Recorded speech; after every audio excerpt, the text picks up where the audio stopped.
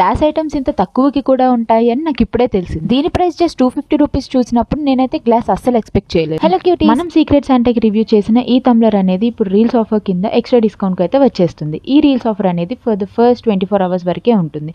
So అప్పుడు miss అయినా ఇప్పుడు మిస్ అవ్వకూడదు. లింక్ అని కమెంట్ చేసి అండ్ డైరెక్ట్ గా మీ DM కి పంపించేస్తాను.